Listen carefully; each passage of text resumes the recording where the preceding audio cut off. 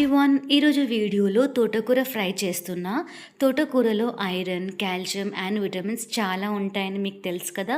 So ఈ healthy curry నా స్టైల్లో ఎట్లా చేస్తానో చూసేసేయండి. ఫస్ట్ తోటకూరని సన్నగా కట్ చేసేసుకొని ఒక 2-3 టైమ్స్ వాష్ చేసి ఒక దాంట్లో డ్రైన్ చేసి పెట్టేసుకోవాలి.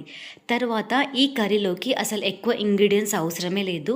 జస్ట్ ఆనియన్, ఉప్పు, కారం, పసుపు అండ్ వెల్లుల్లి పేస్ట్ అనమాట. తర్వాత స్టవ్ ఆన్ చేసుకొని ప్యాన్ పెట్టి ప్యాన్లో ఆయిల్ వేసి ఆయిల్ హీట్ అయినాక సన్నగా కట్ చేసుకున్న ఆనియన్స్ వేసేసుకొని ఫ్రై చేసుకోవాలి.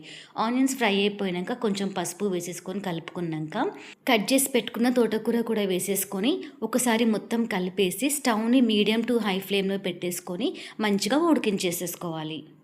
తోటకూర మంచిగా ఉడికిపోయినాక ఇప్పుడు ఉప్పు కారం వేసేసుకోవాలి. 2 స్పూన్స్ కారం, 1 స్పూన్ సాల్ట్ వేసేసుకొని ఒకసారి అంతా కలిపి ఒక 5 మినిట్స్ వరకు మళ్ళీ ఉంచేసుకోవాలి. అండ్ లాస్ట్లో కొంచెం వెల్లుల్లి పేస్ట్ వేసేసుకొని మొత్తం అంతా ఒకసారి కలిపి స్టవ్ని హై ఫ్లేమ్లో పెట్టి ఒక 5 మినిట్స్ వరకు కలుపుతూ ఉంటే తోటకూర మంచిగా ఫ్రై అయిపోయి క్రిస్పీగా అయిపోతుంది.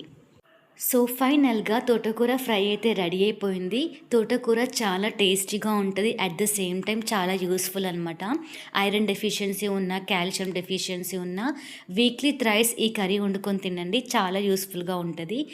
ఈ కర్రీ వేడివేడి అన్నంలో చాలా బాగుంటుంది, అసలు టేస్ట్ అయితే అల్టిమేట్ అనమాట. మీరు కూడా నేను చెప్పిన రెసిపీ సింపుల్గా ట్రై చేయండి ఇంట్లో. ట్రై చేసినాక ఎట్లా వచ్చిందో కూడా కమెంట్ చేయండి. Thank you so much for watching my video.